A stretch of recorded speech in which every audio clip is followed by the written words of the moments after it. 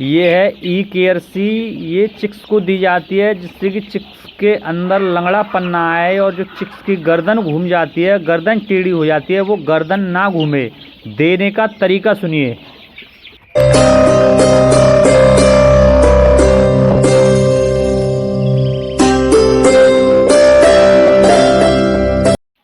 Hello दोस्तों, मैं जितेंद्र सिंह आप सभी लोगों का बहुत बहुत स्वागत करता हूं अपने यूट्यूब चैनल देसी फार्मिंग में।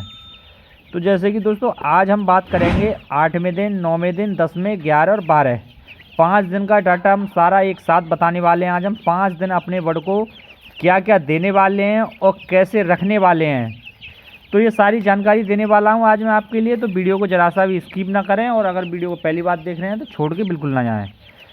तो चलिए, जैसे कि हमने 7वें दिन पर अपने बर्ड को लसोटा की वैक्सीन दी थी, इसके बाद हम 8वें दिन पर अपने बर्ड के लिए सादा पानी देंगे, और 9वें दिन और 10वें दिन, तो 9वें और 10वें दिन हम अपने बर्ड के लिए देंगे एनबोलाइट। ये बिरवैक कंपनी का है, और अगर हम इसके MRP की बात करते हैं तो 785 रुपये पड़ा हुआ है। ये आपको 750 के आसपास मेडिकल शॉप से आराम से मिल जाएगा। अब इसके देने की बात करते हैं, देना कैसे है। देने का तरीका वही रहेगा। 1000 बर्ड के लिए 20 लीटर पानी में 10 से 12 ml घोल करके 2 दिन चलाना है। और इसकी अब फ़ायदे की बात कर लेते हैं। तो दोस्तों, इससे बच्चे की जो ह्यूमिडिटी पावर होती है ये उसके लिए स्ट्रॉन्ग करता है, तो बर्ड की जो हेल्थ होती है उसे भी थोड़ा ग्रोथ करता है, और बर्ड को एक अच्छी एनर्जी देता है।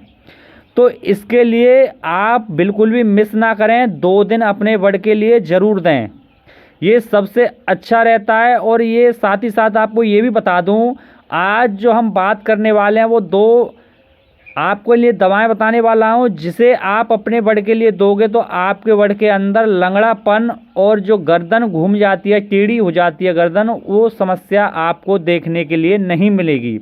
तो हमारा एक तो ये हो गया एनबोलाइट, इसे देते हैं तो बच्चा स्ट्रॉन्ग रहता है, इसमें विटामिन बी पाई जाती है, तो बच्चे के अंदर जो लंगड़ापन आता है और गर्दन जो टेढ़ी हो जाती है वो विटामिन ई और बी की कमी से होती है। तो बी के लिए हम एनबोलाइट दे देंगे, और ई के लिए ई केयर सी देंगे।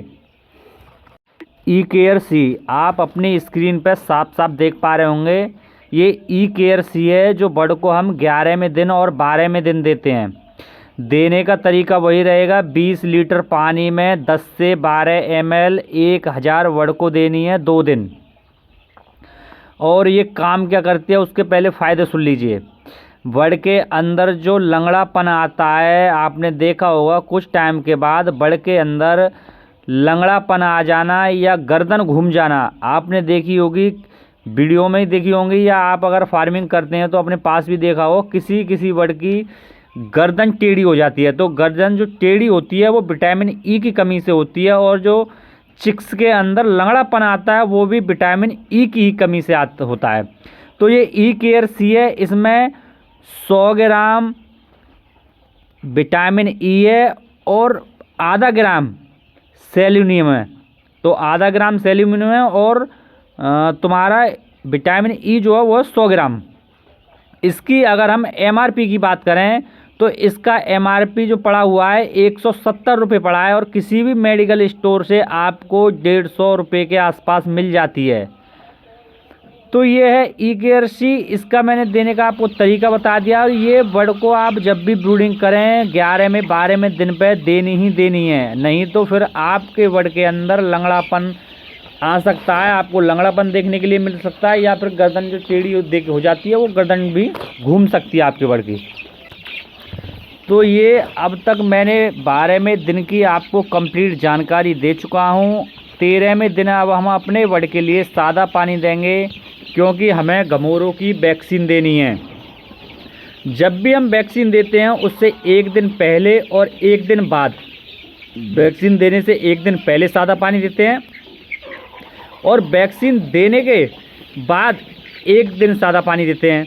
इसके बाद फिर हम अपनी जो लीवर टॉनिक या हिमालय वगैरह कोई ये फीड सप्लीमेंट होते हैं इन्हें देते हैं। उसके बाद जब भी आप वैक्सीन दें, वैक्सीन से 1 दिन पहले और 1 दिन बाद ना तो कोई एंटीबायोटिक दें, ना ही कोई फीड सप्लीमेंट दें, ना ही ग्रोथ का टॉनिक दें, ओनली सादा पानी दें।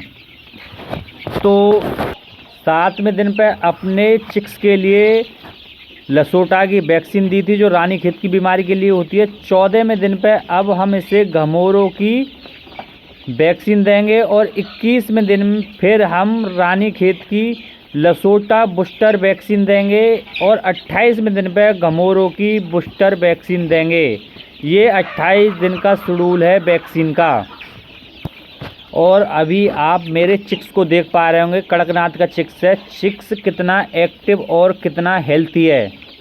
मैं अपने तरीके से जो ब्रूडिंग करता हूँ उस हिसाब से आप देख पा रहे होंगे कि मेरे चिक्स की हेल्थ और ग्रोथ कितनी अच्छी है और टोटल चिक्स एकदम एक्टिव है। ना ही आपको इसमें कोई चिक्स बीमार या कुछ दिखाई देगा। आपको देख पा रहे होंगे अपनी स्क्रीन साफ कितना चिक्स एक्टिव और स्ट्रॉन्ग है। तो जिस तरीके से मैंने आपको बताया उस हिसाब से अगर आप भी ब्रूडिंग करते हैं तो आपका चिक्स भी इसी तरह से एक्टिव और हेल्थी रहेगा।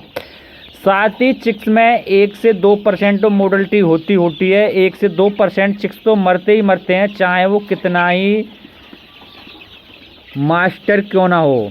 इस फील्ड का अगर कितना भी बड़े से बड़ा मास्टर हो, 1-2% मोर्टलिटी फिर भी होती है। जो चिक्स आता है तो उसमें कमज़ोर चिक्स होता है, 1-2 हारा थका होता है इस वजह से।